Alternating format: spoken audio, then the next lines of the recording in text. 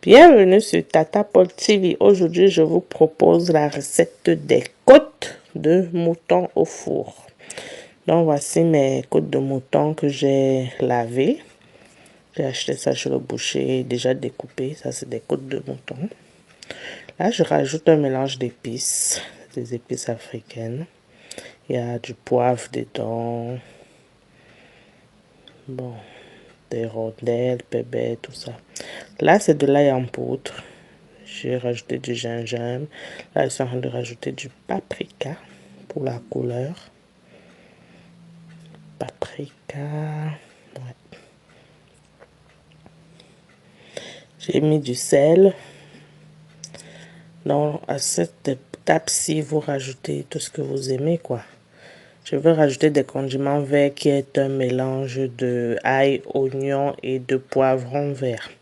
Là, je rajoute 2 cuillères à soupe de moutarde pour 2 kilos. Pour 2 kilos de côtes de mouton. Et je rajoute 2 cuillères à soupe de condiments verts composés d'ail, d'oignon et de poivron vert. Donc voilà, je vais mélanger le tout et je vais laisser mariner. D'habitude, je fais la veille.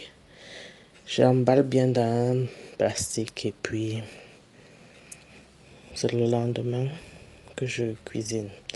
Là, vous rajoutez votre cube. Poivre blanc, poivre noir, tous les épices que vous voulez, vous mettez. C'est comme vous sentez. Donc voilà. Ensuite, vous mélangez, il faut faire attention. J'ai mélangé avec des gants parce que le mouton a une odeur très très forte. Vous rajoutez de l'huile aussi. Environ 4 cuillères d'huile ou plus si vous pouvez. L'eau qui s'est formée au fond là, c'est très bien pour la marinade. Donc, il ne faut pas jeter cette eau là parce que ça va être tiède. Donc, dans un plat qui va au four, vous disposez vos côtes de mouton. Si vous n'êtes pas encore abonné à Tata Paul TV, abonnez-vous, partagez pour sauvegarder la recette. Ok. Et dites-moi ce que vous en pensez dans les commentaires. Donc, je dispose ça dans un plat qui va au four. Ensuite, je mets au four thermostat 6. Et je surveille la cuisson. Donc là, j'ai mis ça chauffe en haut et en bas. Je retourne régulièrement. Donc, jusqu'à ce que ça cuise. Ça fait au moins 1 heure. Parce que j'ai d'abord mis thermostat 680 degrés. Après, j'ai augmenté pour que ce soit un peu bien doré comme ça là. Ça ne doit pas être trop sec. Donc, il faut bien suivre la cuisson et tourner régulièrement. Donc, voici le résultat de nos côtes de mouton. C'était très simple, vous avez vu. Donc, voilà, moi j'ai un four électrique.